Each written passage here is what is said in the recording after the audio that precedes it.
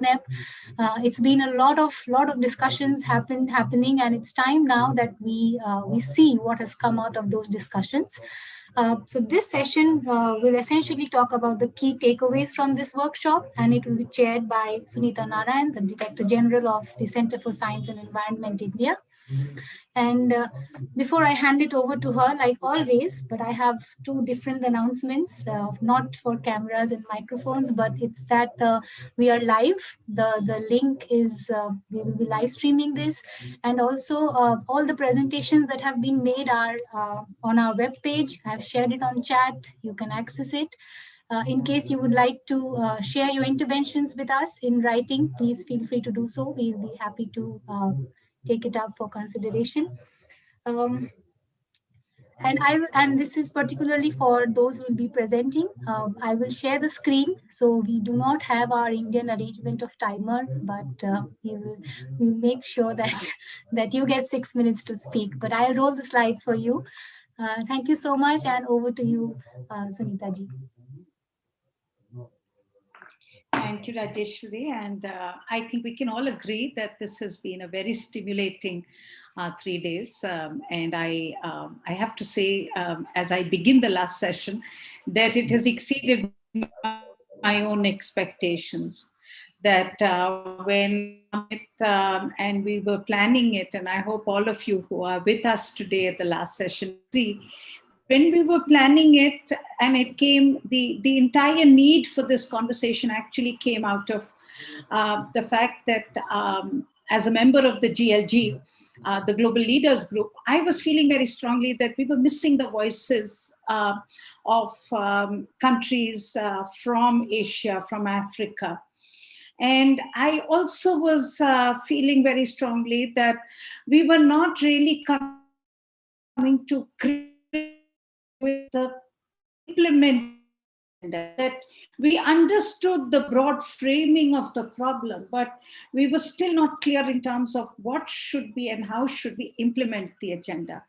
And clearly, as we are running out of time, and this is, we call it the silent pandemic, but we also know that, the world has such multiple crises that are facing it today, from COVID-19 to climate change to everything that we have to do in our world when it comes to water, health, sanitation, education, economy, that this is an issue that must not get lost.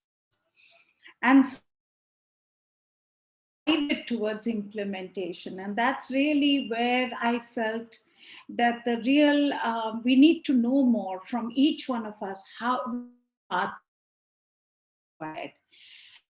really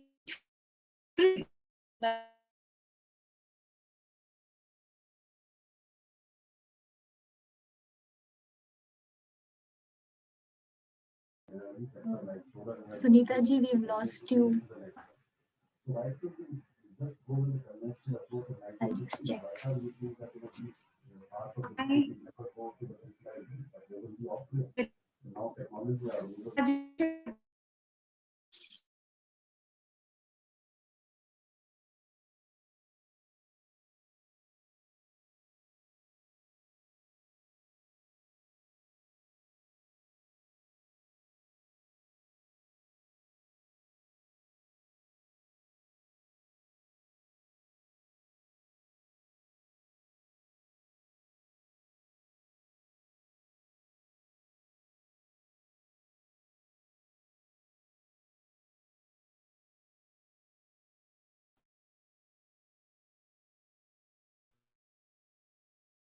Deepak,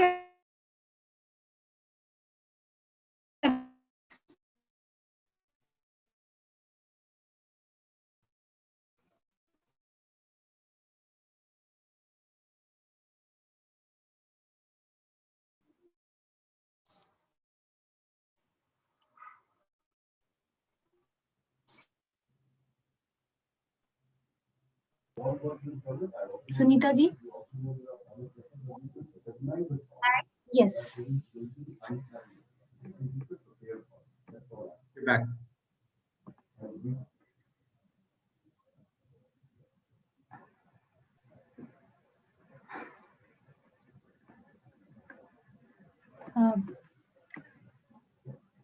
can I please request 5 minutes from all of you to help us sort this? Um, yes, I Sorry. thank you. Can you hear me now, Rajeshwari? Yes, Hello. yes, yes, Sunita. Okay, I'm sorry about this. I think we've made a bit of we are all in the office today, so I think there's too much bandwidth being used and our systems are crashing. So please forgive me. So without any ado, let me go ahead. Let me go ahead and ask Anuj, who is the first chair of the first session, to give us the overview. Anuj, please. Thank you, Sunita ji. And first of all, again, thank you to CSC for organizing this excellent workshop. And the session two, which followed the inaugural session, uh, actually focused on implementation of the national action plans, how it can be facilitated, how to mainstream the AMR agenda into the national sort of programs and initiatives, and how to adopt an effective One Health approach. We had more than 13 experts who sort of shared their inputs into this session. And could I have the next slide, Rajeshwari? So one of the key things which was highlighted was that AMR doesn't have a face, and it is still poorly understood and not well recognized. And this is something which is hampering the efforts. Therefore, messaging is extremely important. And for this, it was suggested that stories of AMR survivors and some of the best practices and information sharing would be a key issue which could be facilitate the implementation of the NAP AMRs. Another thing which was highlighted was that everyone agreed that One Health approach is critical. However, the AMR efforts, especially for NAP AMR, have primarily been led by the human health sector, and it's very important that we have collective ownership, engagement, and ownership of all stakeholders, especially those from the non-human health sectors, especially food, environment, and agriculture, and the animal health, of course. Again, advocacy at the highest level of policymakers was one of the suggestions to mainstream the AMR into the national and the subnational agenda, and especially include AMR into the SDG agenda as well, now that we have an AMR indicator, an SDG indicator for AMR as well. Again, integration of all the efforts of all the various ministries was also highlighted, including finance, especially from the funding perspective. And of course, support from the tripartite as well as other partnerships was also highlighted for a One Health approach. And for this, stakeholder mapping, engagement, and ownership was critical, and also the idea of having a rotating secretariat to look at uh, more effective governance mechanisms so that the ownership of the other sectors is also there. Also, taking the lessons from the COVID pandemic with a whole of government approach seen in all the countries shows that a One Health sort of response at the country level is possible. And the pandemic highlighted the importance of infection prevention and control, and has de facto become one of the important entry points for AMR initiatives at the national level, dovetailing into the COVID response plans. Also, the importance of antimicrobial stewardship was highlighted, including the diagnostic stewardship to ensure antimicrobials are used optimally. And funding was a critical issue for NAP AMR implementation in all the sectors. This was a common sort of thread of which a number of speakers alluded to. and also suggested alignment of donor funding with the country priorities. Also, ensuring that the government departments incorporate AMR into their own budgets in each of the ministries, and also develop an economic case for AMR containment at the national level to look at the impact of AMR to facilitate NAP AMR implementation. And also with the limited funds, it's important to prioritize the NAP activities across sectors to identify the low-hanging fruits, to have some quick gains to build on them. Again, the political support and AMR champions at various levels, national, subnational, and in the community was highlighted. The role of the civil society organizations, the NGOs, as advocates for change, not only with policymakers, but with the general population as well, to raise AMR awareness, was also highlighted. And the last two issues were that AMR is everybody's business, and it's very important to have human resources, dedicated human resources for AMR with the requisite training and skills, both in numbers in all the sectors, to ensure we are able to implement the national action plans on AMR, and whatever gets measured gets done. So monitoring and evaluation of the national action plans was also highlighted as one of the key things. So thank you very much for inviting me to chair this session. And this was especially interesting session because it was the overarching session looking at NAP AMR, and a lot of subsequent issues were discussed in the other Anuj, subsequent sessions. Anuj, but if I may ask you, Anuj, if I look at the overview that you have given, give us the two biggest takeaways in terms of implementation of the national action plans that you would like to highlight from this with your experience as we move ahead.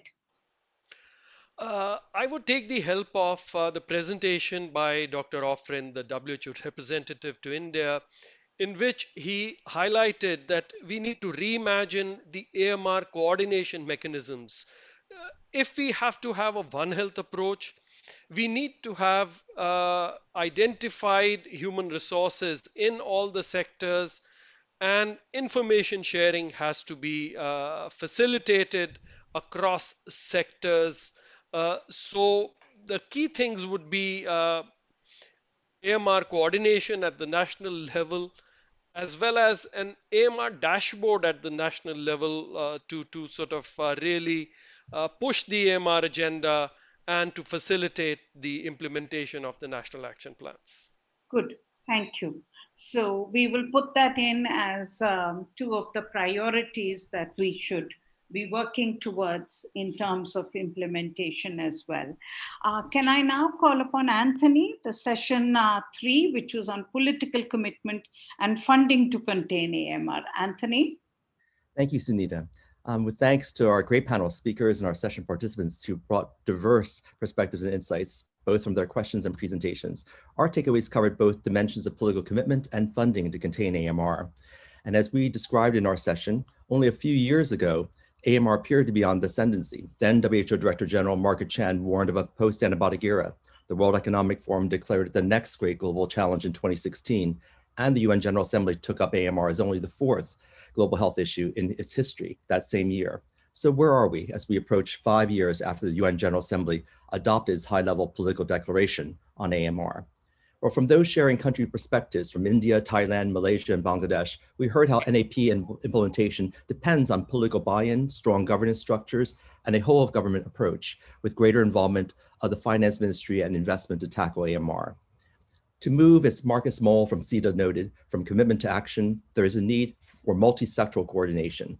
And this took the form of a multi-sectoral committee or coordination as in Malaysia and Bangladesh, but this also involved buy-in between governments and groups that work globally. For example, the Indian government's Department of Biotechnology has forged collaborations with WHO, the Wellcome Trust, and USAID in its efforts to advance new technologies for tackling AMR. This requires political commitment and leadership at multiple levels, from global to national. We were urged by our Thai colleague, Surya Wongkongkatep, to move beyond technical solutions and to apply the triangle that moves the mountain proposed by Prawasi Wasi, involving the creation of knowledge, social movement, and political involvement. To speak the language of policymakers, we must understand AMR in terms of its impact on socioeconomic growth, the food system, and the environment. Transparency, evidence, and effective communication of AMR concerns to the public and policymakers is critical to completing the triangle. Many of the interventions we might have made, from zoonotic disease surveillance and infection prevention control measures to vaccination and point-of-care diagnostics, would have provided a head start on COVID-19 as well. But governments and the public are now aware of emerging disease threats, the need for pandemic preparedness and public health infrastructure, and R&D. Healthcare systems are stretched by COVID-19 and economies drained by the pandemic's toll. So it will be up to us to determine whether AMR is left high and dry without resources, or whether we can take advantage of the opportunity of supporting aligned work that tackles both AMR and COVID-19 in synergy. On the next slide, our session also put forward important observations on the funding to contain AMR. Not surprisingly, current financing is not enough for effective NAP implementation in countries. While over 90% of the world's population is covered by countries that have developed NAPs on AMR, the tripartite AMR country self-assessment survey found only 1 out of every 5 countries indicating that they had identified funding for their national action plans. As Murphy Mapundu described of ICARS, a relatively new platform for AMR, they seek a funding approach that builds on donor partnership, alignment with local priorities, and country ownership. As our panel began to list out groups making a difference, each with their own angle, from JPI AMR and the Fleming Fund to Nesta and the Wellcome Trust, as well as the Global AMR R&D Hub, the need for better cross-funder coordination was evident, not only to avoid duplication of work, but hopefully to act with some sense of a common theory of change. CEDA's presentation reminded us of the need for multi-sectoral coordination, building on the relevant structure from pandemic preparedness and local adaptation capacity, all strategic in making the case for AMR. Importantly too, connecting our work to AMR-sensitive interventions, from WASH projects to vaccination, is key to mobilizing funding from other areas. Speaking the language of policymakers, we have to develop reliable evidence on AMR, documenting the human health toll and the economic toll. In Malaysia and Bangladesh, we heard how support for surveillance might create actionable data. In Thailand, we heard how important it was to engage social scientists in these efforts, how National Forum might map the need and set an agenda that makes AMR a national priority, and the importance of enlisting civil society. Finally, midterm reviews of AMR action plans, both at the national level and yes, also at the global level, as in the 5-year review of the tripartite agency's progress on the Global Action Plan on AMR, can be important in reallocation and priority setting of funding for implementation of activities, and also in ensuring the accountability that builds political commitment. Nearly 2 years and 1 pandemic since the UN ICG on AMR's recommendations were put to the UN Secretary General, we have seen slow progress, funding that looks like a rounding error to what countries have had to pour out in response to COVID-19, and the need for greater vision, commitment, and accountability on responding to this challenge. The policy window of opportunity that some of us have worked so hard to open by lifting this issue from the backwaters of global health to becoming only the 4th issue of global health to come before the UN General Assembly may be closing. Only with greater political commitment and funding will we succeed to make good on the promise of containing this silent pandemic. Thank you again to our panelists, our participants, and to CSE for enabling this productive discussion. Thank you, Anthony. Can I ask the same question as I asked Anuj? I mean, how would you prioritize? I mean, you know, the issue of funding has been one of the biggest bugbears in all implementation of practically everything we think about, whether it's climate change, whether it's, you know, the issue of SDGs, MDGs. Funding has always been at the core, and funding has always been something that has lagged behind the crisis. But the point that your panel is making is to leverage also the funding that exists. So how, in your view and with all your experience, when you're looking at the panel, what would you say are the priorities, priority action for implementation of this most important issue? That's a great question. Clearly, you know, the perennial message certainly has been make AMR the intersectoral challenge that it is, and connect our issues, in fact, to those of others, because in fact, that's where money is moving. But most importantly, we of course live in a time of a pandemic. So we have is both crisis and opportunity for AMR. Many of the same issues, of course, that we had sought to grapple with, fundamental building blocks for responding to emerging disease threats, are ones in which, of course, AMR and COVID-19 both need to address. And so we need to find some common cause in building on that momentum, because, of course, many of our economies will have much less in the way of resources going forward because of all the efforts that are now underway because of addressing the pandemic. And similarly, of course, many of the things that the pandemic may force us, of course, to come to recognition that we must invest now. As we say, we must pay, we either will pay now or pay much more later. And I think that is a resounding problem that, of course, we had warned when the UNAICG recommendations came forward originally, and I think it's today as clearly a message that we should be taking to heart, because we have now seen exactly what this type of human and economic toll will look like. Very good point. Very good point. Thank you, Anthony, and thank you for all the effort that you made to be with us. Can I now ask Tim? Tim was chairing the session on tackling environmental AMR, very important issue. Tim? Thank you very much. In this session on environmental AMR, 11 experts shared their views, experience, expertise as relates to the environmental dimension of AMR and national implementation. We had people from governments, technical scientific experts, as well as people from multilateral agencies and the private sector. So this cross-sectoral viewpoint was very important in the discussions. So if I could have the next slide, please.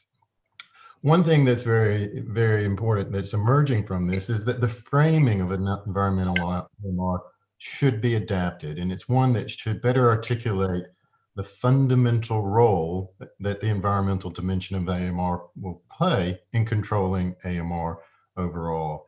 The top line messages around environmental AMR are at risk of creating a separate silo and making it seem that environmental AMR is something that should be viewed separate from and almost in isolation to the bigger picture of AMR. And it's something I think we need to be very, very careful in our technical conversations, that we have a top level communication that is about the environmental dimension of AMR and solving and controlling the problem as a whole. It was discussed that the issue of tackling AMR is a complex one, but we need to be careful. This complexity is not something that should be allowed to be a barrier against action. There were questions about the increasing political will and, of course, how we achieve the investment in the space. We've already heard much about that, and I think we'll continue to hear that. But really, we need to think about what specifically needs to be done and not approach this with a broad wish list and something that is not obtainable. Therefore, the issue is one about priorities and prioritization across actions within each national action plan. Environmental AMR is covered in national action plans in most African and Asian countries, and we heard that there actually is political will around it. So that countries are showing their keenness to address the issue, but the struggles are due to the lack of capacity, resource, and guidance on how to actually go about doing things. So there must be prioritization to invest in the complete AMR agenda, and that has to include the environmental dimensions of AMR so that there can be a true One Health set of actions. The environmental AMR issue is one that's identified as cross-cutting, intersectoral, but it's not just about AMR. There's a far broader situation about pollution and its impact on the environment and health. So it will be important to work out ways so that AMR no longer remains as its individual separate agenda. In fact, it should become one that is embedded in the broader agenda, which informs what is to be done with the environment overall. Next slide, please. Of course, the environment itself, it can be and is a source of antimicrobial resistance. There's huge genetic diversity and selection processes that do occur in the environment. We don't fully know the magnitude of the emergence and transmission of AMR in that environmental reservoir. And of course, much more data needs to be generated in that space. Further to that, the environmental reservoir is something that is expected is influenced by climate change and driven and spread by increasing temperatures and extreme rainfall and other things that are emergent as a result of the climate situation that we have. Environmental surveillance is, of course, very important in all of this, but it needs to move beyond where it stands today, which is looking at indicator bacteria defined by clinical science generally, to one that includes genomic research and other tools so that there's a more complete understanding. But when we talk about increasing the understanding at this level, we also need to recognize that this is not a barrier against action. We know enough to act, but increasing our understanding in this space and in this compartment is about guiding those actions and adapting things as we learn more.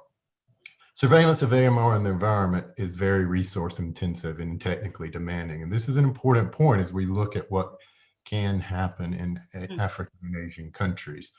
The absence of environmental surveillance cannot allow us to slow down the agenda overall.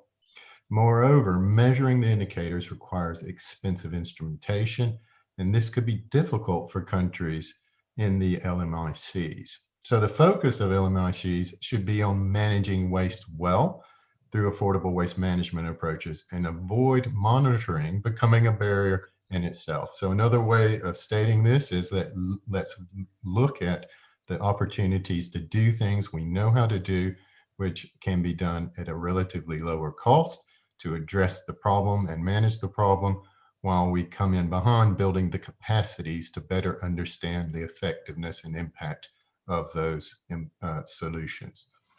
So mitigating against environmental AMR should be embedded in existing clean environment management systems. Addressing the issues of basic sanitation and hygiene in healthcare facilities and the community can clearly help avoid infectious diseases, as well as the need for antimicrobials and minimize antibiotic pollution. In addition to this, there will be synergies and connections between addressing the issues if we look at agendas for wash, water, AMR, and environmental AMR. So we need to look to embed AMR across other active programs and platforms. Thank you. Thank you, Tim. Thank you so much. This area is the least understood. So thank you so much for helping to bring some clarity to it. What, in your view, again, if I may ask you, would be those 2-3 implementation action points that you would like to flag?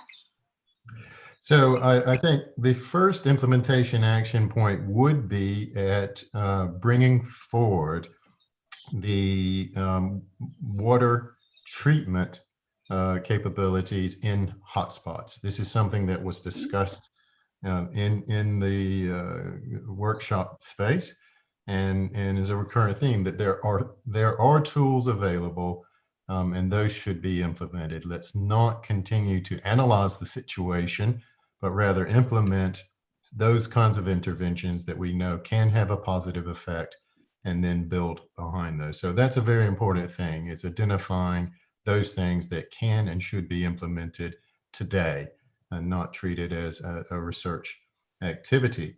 Also, there is the need to increase the technical capacity in this space. So while there has been a certain political willingness, there's not sufficient commitment to back that with the capacities to fulfill the national action plans. So that's something that has to be done. Let's build those capacities behind the national action plans so that they can be guided and drive implementation.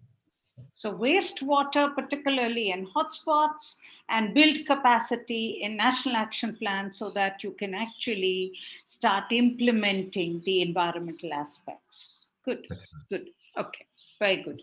So session 5 is actually me. So I will take session 5 and session 6 together. Rajeshwari, can you help me? So I think the first thing that came out very clearly in our session was that, and this is a session on food production, AMR from food production. So the first thing that came out is that you have to link the conversation with the intensification of agriculture. That intensive farm leads to more disease and therefore the use of more antibiotics. So similar to the WASH preventive aspect, the issue of farming and farming practices was raised very strongly, that we cannot avoid this discussion. So on one hand, intensification is leading to more antibiotic use. On the other hand, the easy access and excessive use of antibiotics is supporting the intensification. And therefore, we need to discuss intensification, and the agenda put forward was that it has to discuss the issue of access to outdoors of animals, lower stocking densities, disease resistance breed, and changing diets. So essentially bringing the food systems approach into the conversation on AMR, and not just looking at AMR as a silo. The second thing that came out very clearly is the discussion on the EU plan. The EU plan which is seen to be a front runner, which is going to bring in the antibiotic, is going to restrict disease prevention use of antibiotics starting January 2022. There was clear concern that whereas this is a front runner, will it be effectively implemented? And the reason was very clear, that in the EU till now, and continues to be a huge need for antibiotics in the farming practices. And we have also seen in the EU that the fact that there was a ban on growth promoter, the use of antibiotics just shifted from growth promotion to prevention and therapeutic uses. So essentially, there was a concern that, yes, this is something we need to look forward to, but we need to monitor whether it's actually going to implement and be implemented without the changes in the intensification of agriculture systems. The other thing that came out in the session, and I have to say, which I was very excited about, was there was enormous, there was clear buy-in from countries in the South to phase out and restrict the use of antibiotic growth promoters. Pakistan, Malaysia, Philippines, Nigeria, South Africa all talked about what they have done. But all of them, and I think the honesty with which they spoke was really incredible. They also said that we are concerned whether we are able to implement these restrictions. So there is a concern that, yes, we have brought in these guidance, these notifications, these directions to phase out or restrict the growth, the use of antibiotics as growth promoters, but is it actually working? But what was very clear was, and I think we need to take note of it, is that there is a huge amount of interest and willingness in the countries of the South to actually take this step ahead. And I say this because as a member of the IACG, I had found there was such a lot of resistance to even talking about growth promoters. And the very word ban of growth promoters was seen to be a no-no. So the resistance is clearly not coming from the countries of the South. The problem is whether we are able to implement it. And that's really where our challenge is. Rajeshwari, next.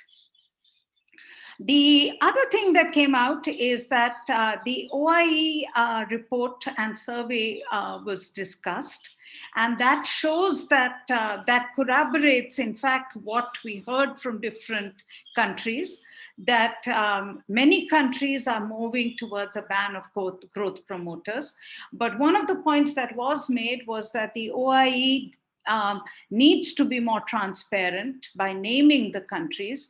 And this is not about name and shame. This is really about building the confidence in other countries what is happening, how those countries are approaching this, and therefore it will build the environment, the right environment and stimulus for implementation as well. The other thing that came out very clearly is that there is a huge discussion and interest in looking at alternatives to the use of antibiotics in different countries. This includes the issue of probiotics in Nigeria, ethno-veterinary medicine in the Indian dairy sector by the National Dairy Development Board. But it was also recognized that alternative medicines may not work on their own. They will be supported by good animal care practices. I hate the word husbandry, animal care practices, and disease resilient breeds. So going back to the first point, that all this is not a single bullet. You have to discuss a food systems approach if you really want a reduction in the use of antibiotics. It was also very clear that there is not enough action on the use of critically important antibiotics in countries, except for colistin in few countries. So even though the guidance is clear that there should be a clear categorization of these, and that these should not be allowed in the livestock food sector, that is the CIAs. One of the points that was noted was that this is linked to a lack of clarity and coherence in the message that global agencies are giving to national governments. There are different lists, and there is an overlap between antibiotics considered critical for use and for humans and animals. And that this messaging needs to be improved so that governments know what is the guidance they're getting from international agencies. Rajeshwari, can you take the next one? Okay. The use of antibiotics in crops was also discussed, and it was discussed that this was there in both Southeast Asia, not so much South Asia, but Southeast Asia and the US, and particularly in rice, and it's a growing area of concern, and it clearly should not be allowed to grow beyond, it needs to be checked today. So in the conclusion, what we found was that it has now shifted from no antibiotic use to use antibiotics where it is necessary and a last resort in animals. And that's a very big shift in my view and in what came out of the discussion, that it is now, and this messaging in some senses now needs to come back with this much clarity to governments, because complicated messaging is paving the way for misuse, and we need to simplify the messages so that our countries who are just beginning the pathway can be very clear that this is not to be encouraged. It has to be used as the last resort, and that we have to look at animal care practices, food system approaches, and not to substitute it by antibiotics. Rajeshwari, I'll take 5B, and then Olafur, I have the clarification that you're raising, and I look forward, we will definitely discuss that as well. Rajeshwari, the next session was to look at AMR from fruit production. It was an extension of the session that we had earlier. And here, the issue was really about, again, it was emphasized that the antibiotic use for disease prevention, though non-therapeutic, is not adequately addressed in global guidance. IACG report of 2019 only talks about phasing out growth promoters and completely misses out the disease prevention aspect, which is another very important part of the antibiotic misuse. And that this mixed, and as we basically found in the case of Europe, the shift from growth promoters to the use as preventive can easily happen, and it does not mean that antibiotic use stops in livestock. The reality is that disease prevention use is quite common across sectors and geographies and could possibly be a big contributor to the overall problem. Both growth promoter use and disease prevention use of antibiotics should be addressed together. For example, the way EU is now planning to address the issue of disease prevention use after having realized that only addressing growth promoters has not helped over the past 2 decades. I think this was very clear, and we've discussed it. Further, the definition and position of global agencies on disease prevention is not coherent and leads to confusion at the national level and among stakeholders. There is a need for coherent global guidance on the use of antibiotics for disease prevention. And I think this is a point, and I can see a lot of activity in the chat box, and I will come to it very soon. Please forgive me. Let me just finish this. Please go ahead, Rajeshwari. Disease prevention is actually about not allowing the onset of diseases in farm animals and focusing on animal health. This is very much possible without the use of antibiotics through measures such as better housekeeping, use of alternatives like ethno-veterinary medicines, using breeds which are not just meant for productivity. This needs a change in the way we grow foods, which does not rely only on intensified food systems. Again, the point made in the first group was re-emphasized with greater clarity in the second group. Use of antibiotics as an easy substitute is in fact supporting the intensification process and is also linked with the inefficient use of land and resources to grow feed. While intensification is believed to help address the future hunger and nutrition needs, excess dependence on chemicals can jeopardize the health of people and planet. So the problem of overuse and misuse of antibiotics should be addressed through a holistic food system approach. The emerging world must work towards systems that minimize the usage of antibiotics, as they do not have the resources to enforce complicated regulatory mechanisms to check for no antibiotic use for disease prevention. I think essentially, again, emphasizing the preventive approaches, which in this case are really about the food system. Rajeshwari, can I now move to I saw a lot of discussions on the chat box before I move to the role of civil society. Oliver, you had a point, which is about the data in the OIE disease database is in the possession of each country. And okay, I appreciate that. We appreciate that, but we would still like to make the point and urge countries to allow OIE to publish this report card, because it encourages others to do more, and it allows countries to know which country has done something. Anthony, you said, just to be clear, some of us at the IACG are totally behind you on banning antibiotics.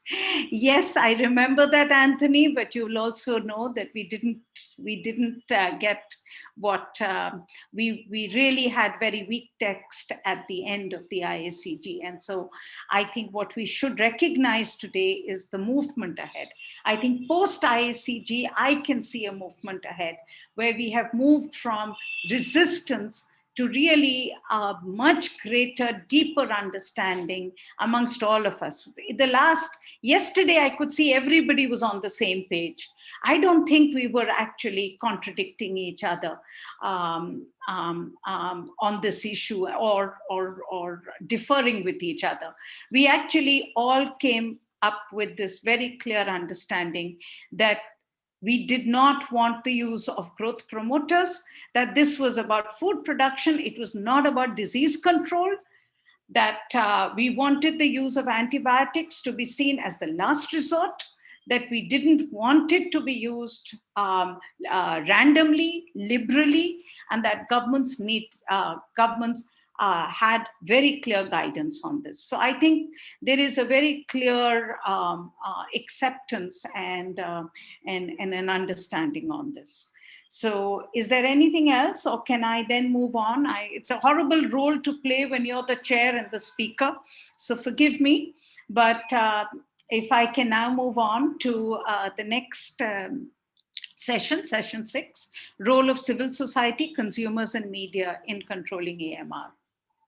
And Kingston, we will definitely mention the OIE AMU database.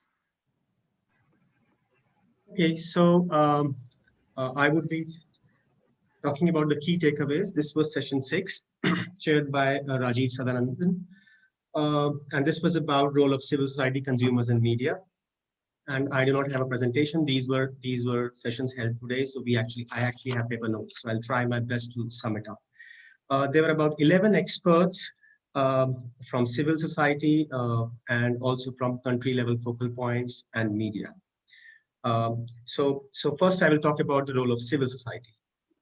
It was clear that the civil society has a role in policy as well as implementation, and that governments actually respond to the pressures built by civil society. Civil society acts as a catalyst for action because they can engage with different stakeholders. They also advocate for change. They do have a duty to advocate for change, and they are able to bring back government to the government to the desired level of action when it comes to competing priorities. They have a very strong role in creating awareness, and they can actually disseminate a lot of information because they also engage with a lot of different stakeholders. But one important point that came out was that they are actually not the ones who are under pressure or constrained by the compulsions of the governments. So they can do a lot. And they should never be they need not be seen only as someone who is creating awareness, but actually as a technical partner and considered a very important ally and in the space of AMR so far, particularly bringing the context of One Health to the global landscape. Civil society has played a lot of role, and they've had a lot of impact by directly engaging with the global governance mechanism so far.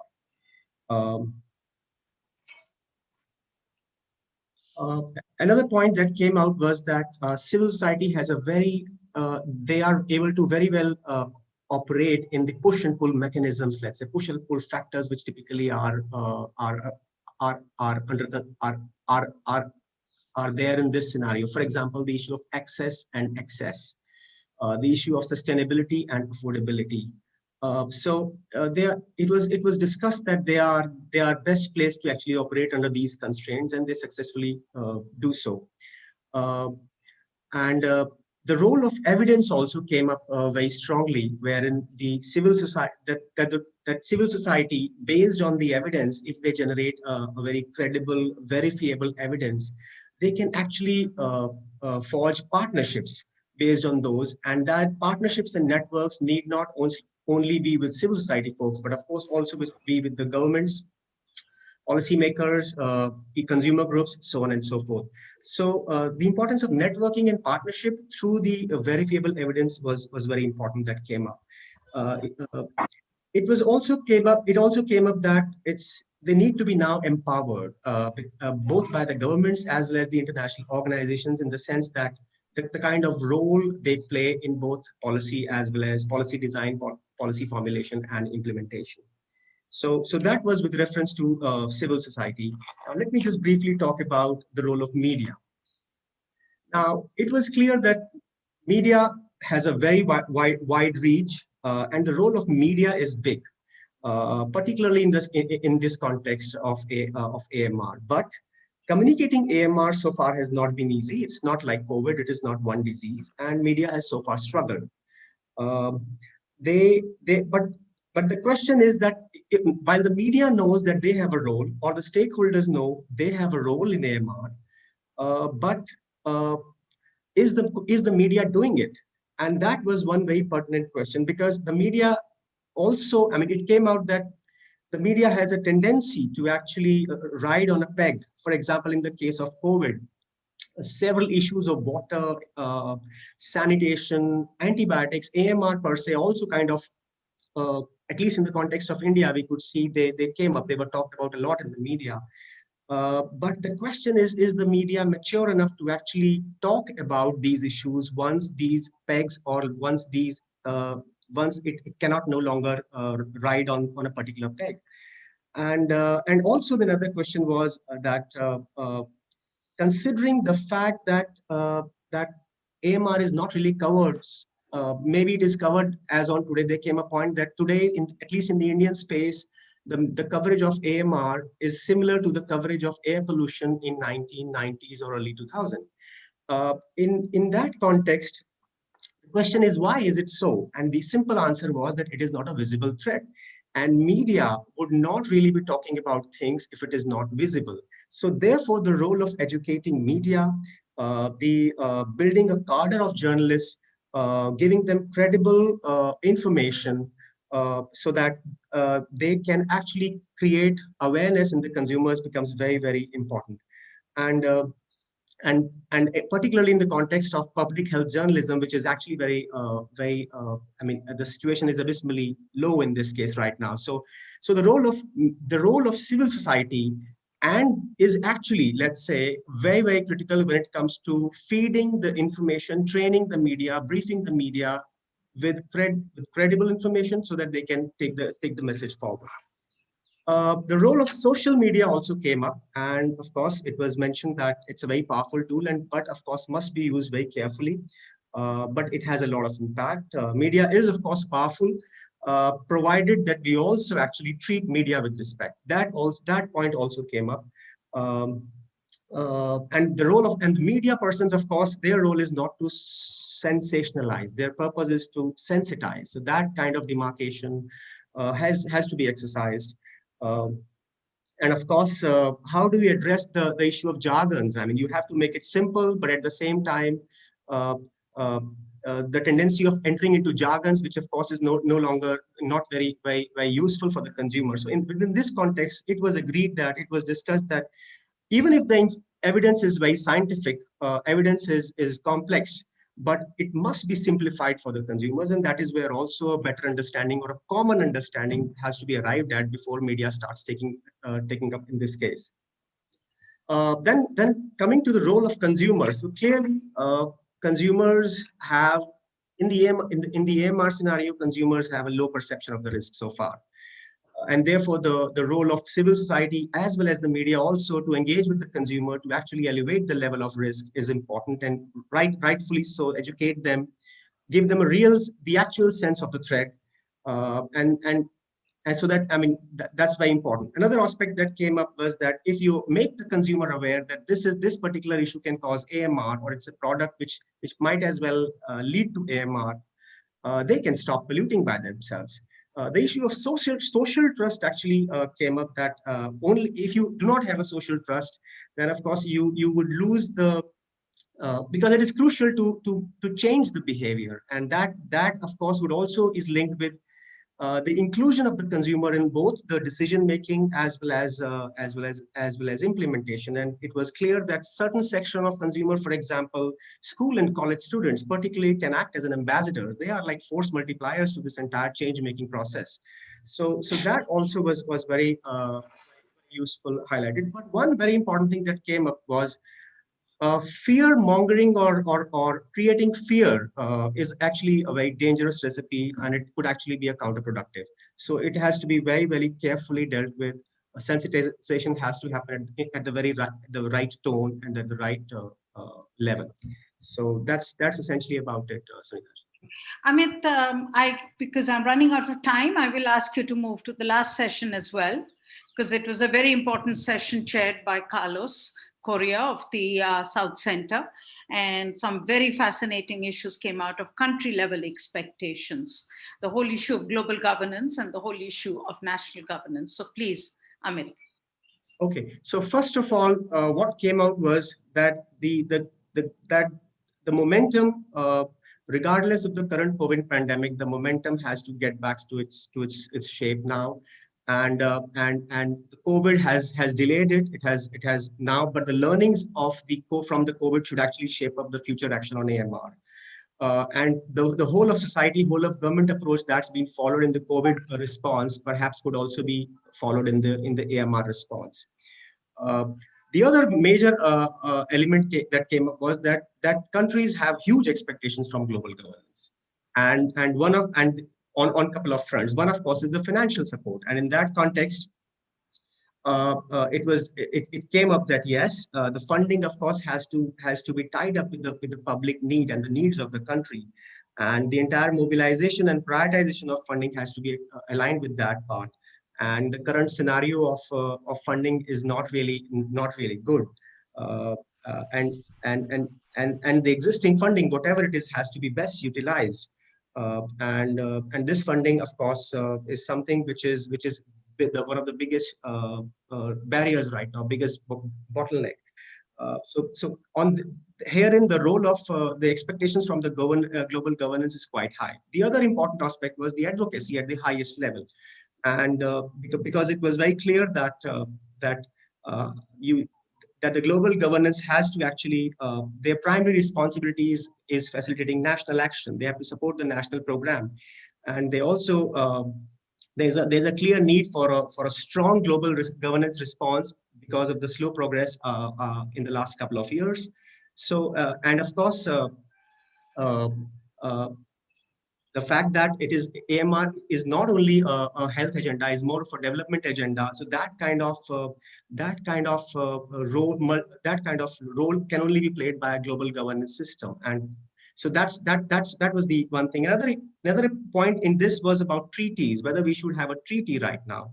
A lot of discussion happened in this, but that yes, treaties would help something like incentivizing action. They would help in institutionalizing accountability among the countries. But of course, towards the end, it was discussed that is there a real appetite right now in the countries, among the countries, to actually go for something like a convention which has legal binding? So that was the question that it ended into. Then the other aspect was the One Health response. That is where global governance has to actually take a lot of lead, and they have to integrate the One Health stakeholders at the global level, at the national level, and all the tripartite agencies along with UNEP have a very, very strong role, and the countries have a lot of expectations from that. Another point that came out was about evidence, that yes, the evidence has to be generated, it has to inform the policy making, it has to be credible, verifiable, but another aspect of this was that we cannot, the current evidence, particularly on the environmental aspect, is good enough. We need to act now. That can continue to happen. Couple of points raised were about food systems transformation, role of civil society, the issue of uniform messaging. So these were essentially the discussion points that came up in the session. Thank you, Amit. And before I explain to everybody the process that we have to follow through on this and take it forward, let me invite Oliver to speak on behalf of the tripartite and a very important partner in the global framework for governance framework. And Oliver, thank you so much for being with us for the past 3 days and for listening in so patiently to everything that was said. And I think you are best suited to help us what would be the tripartite response. And also, Oliver, if you could help us to understand, because it's been raised many times, the issue of the review of the action plan of the tripartite, and how do you see that happening, and how can civil society and others engage with that? Please. Thank you very much, Sunita, and I think you hear me, all of you. Do you? Yes, we can hear you. Thank you. Good. Well, thank you very much, first of all, and I'm happy to step in for Ilus's here today, as I am part of the tripartite joint secretariat, and he couldn't be here, so I will step in. Maybe just to start, because on the first day, and first of all, I want to say thank you very much for this workshop. It has been really interesting to follow, and I think it is really good to see how we are really starting to talk together and to walk together, I would say.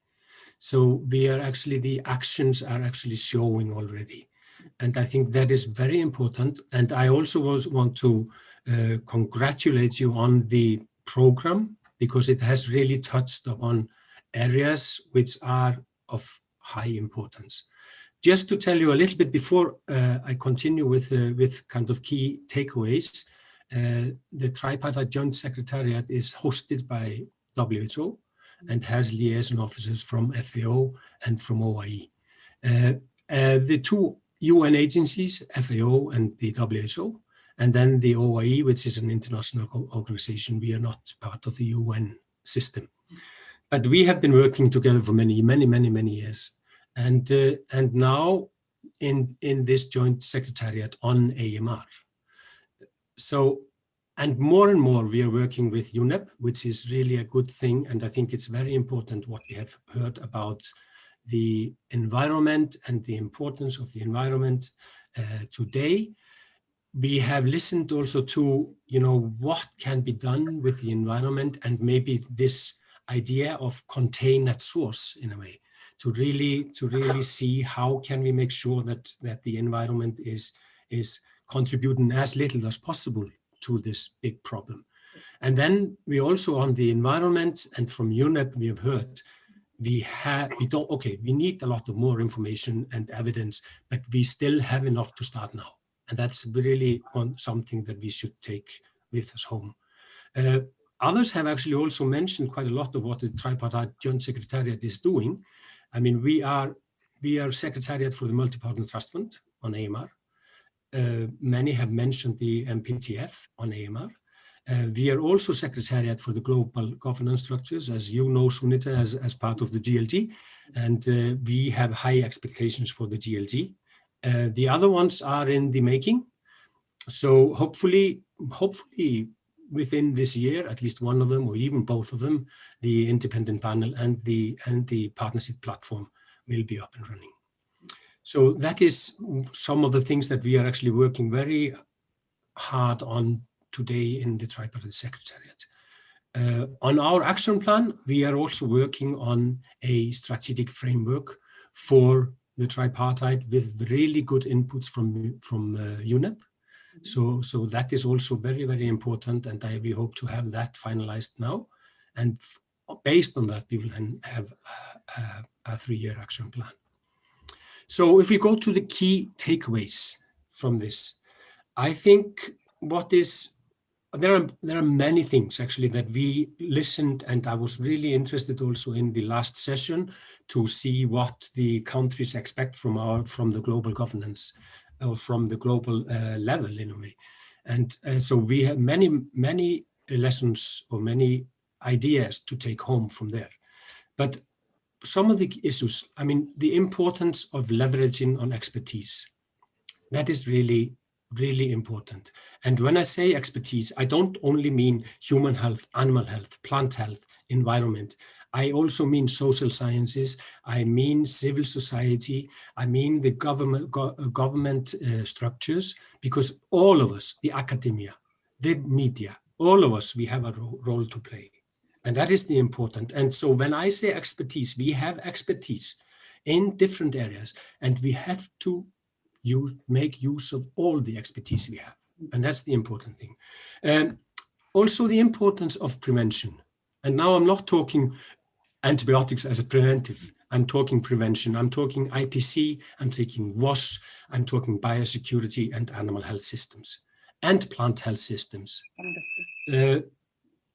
The importance of political engagement. I think we have seen a lot during that. The political engagement is really crucial. We really need to have a political engagement. And as I've worked also on the regional level with countries, directly with countries, I can see that quite often you have kind of a hurdle that you have to pass. And that is the political will. And this is something that I really hope the GLG will do a lot there. So that is the importance there. Also, we have heard funding, finances, the importance of building an economic case. What is it really that we are talking about in monetary values also? Building an economic case. Also leveraging, setting it into the systems in the countries. So getting AMR into the United Nations Sustainable Development Cooperation Framework and the SDGs. That is really important on country level. Division of tasks. I think also, when we talk tripartite, when we talk tripartite plus, when we talk the whole society, we have different roles and we have different, as I said, expertise. So let us do what we are best in doing and then join forces where we can see that that helps to join forces, where we really make a difference when we join forces. And that's what the tripartite is actually trying to do. We are actually trying to make sure that we focus on areas where it is beneficial that we work together. That's really crucial, I think. And it was said actually by one really good, let the sectors take responsibility for their own data and their own work in a way, because otherwise we will lose it. We have to take responsibility in each sector, then we can join and harmonize. And that's the One Health. That's really the One Health. Information sharing, evidence, effective communication, and transparency. I think this is something that is really something that everybody has mentioned more or less. This is something that we need to do.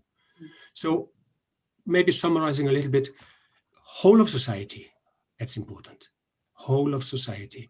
The momentum, we have to get it really up. It is actually quite up on the agenda today. We need to keep it there. We need to strengthen the political will and really make sure that we have a political will to move this forward. We need the funding. We heard about healthcare financing, for instance. We discussed how is it best utilized and how can it be ensured that it is fit for purpose and that the actions are sustainable.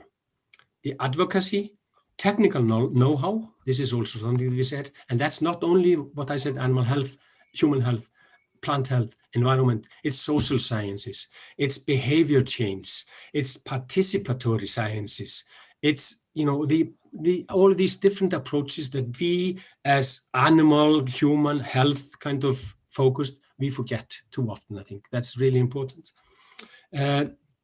So evidence, use of data, activities, and the importance of international standards, SOPs, I think that's also very important. Top-down, bottom-up approach. Learning and sharing information and experiences. And that is also both across all levels, south-south, learning, sharing. And then, I mentioned holistic approach, sustainable solutions. And there, I think also one issue that was really mentioned that was important is the public-private partnership. How can we leverage on the public-private partnership in AMR? Implementation is lacking, somebody said. And I think it is quite true. We have a national action plans. Quite often we see that the implementation of the national action plans is really lacking. Again, political will, funding, prioritization. I think that is also something that we really need to look at when we have national action plans. How do we prioritize? We cannot take everything on board at one point. We have to prioritize. Very good. And then monitoring, evaluation, learning. Yeah. No, thank you. I think that is it. Thank you. No, that's very interesting and very clear. I think just one question before I start wrapping up, a direct question to you on this is the role of UNEP. What is the mechanism designed to work with UNEP and also the environment sector? So that's a question, Olafur, if you could help us to understand that. We are actually discussing that at the moment. So am I? Yeah. Yeah, but in short, very short. Yeah, very short. Yes, we are actually discussing it at the moment. So hopefully we will have something more concrete in very short time. So I actually, it's maybe not the right time for me to say anything about it at the moment. It's really being discussed at the highest level. Yeah, I can add here that I have agreed to head a small working group as part of GLG to steer the priorities in the environment sector and to frame the actions that need to be taken by GLG in the environment sector. So I will certainly bring all the conversation that we have had over the last few days to the conversation at GLG. And I'm hoping that we will be able to frame, at least from GLG, a more coherent action plan on environment. So I will keep you all informed on that. Just before I just want to wrap up now, just so that, because I know we have really run out of time, and I'm sure patience. You people everybody has been with us for 3 days now. It's really incredible. When Amit and Rajeshwari planned this, I really didn't think they would pull this off. So I first, before I wrap up, I would take a second of all of you to help me to just give a thank you to my colleagues who really have put this together. And that's Amit Khurana, Rajeshwari, Divya, and Deepak. And they have really pulled this off, which I didn't think was possible. And thank you so much for putting on all your videos. I think it's a good time for us to see each other. I mean, in this extremely over-zoomed world that we live in, I think the only thing that gives us some comfort is that we are at least being able to see each other. And if not feel, if not be together. And I think this is really where I wanted to open up this last session for a few last comments, but I will beg your forgiveness because it's late. Sorry. Can you put yourself on mute? I just want to end by saying, what will CSC do now of this last 3 days, so that we are, so what we are planning to do, as Amit has just told you, we will have the presentations on our website. We have also now prepared the takeaways from each session, which have been shared with the chairs of the session. The chairs of the session have come back to us with comments. We will await any other comments that we receive from the chairs of the session. I would be grateful as chairs if you could help to sharpen the text. We would like to keep it very sharp, very focused, and very pushy towards implementation. How do we move the next step ahead? And based on all this, we will put together a small note on what was discussed and what was agreed upon, or what was discussed. There's no agreement. There's no UN process here where everybody has to gravel an agreement. We're not getting to that. We're just simply saying these are what this meeting said are the ways ahead. And that we will share with members of the GLG, members of the tripartite, members, and we would share it with all of you so that you can take it forward. Our effort in this, and I'm looking at Amit and Rajeshwari here, our effort will be to point out the steps that are needed to go ahead now.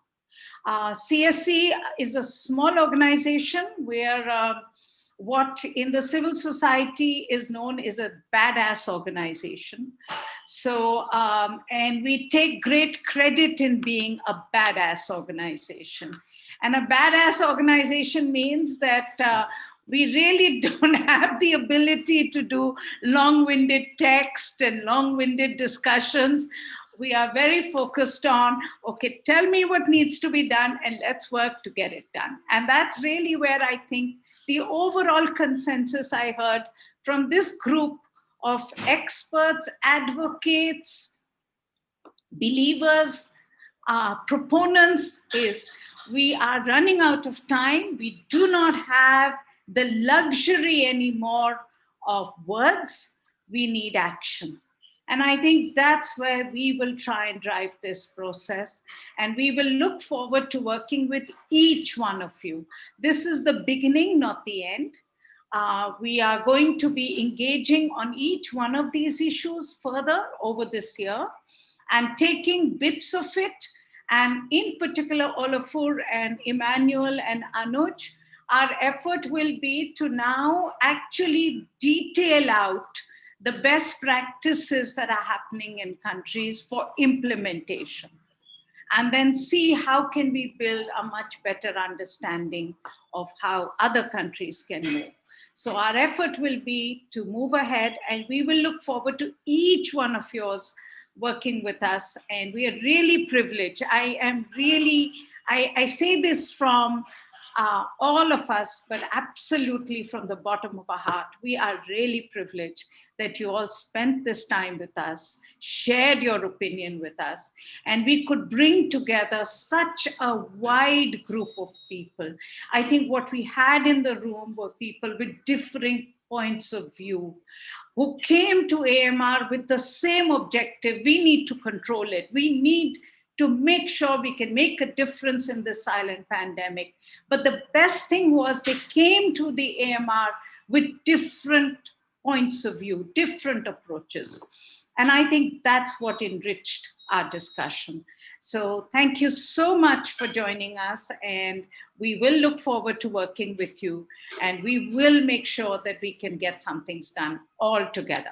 Thank you so much.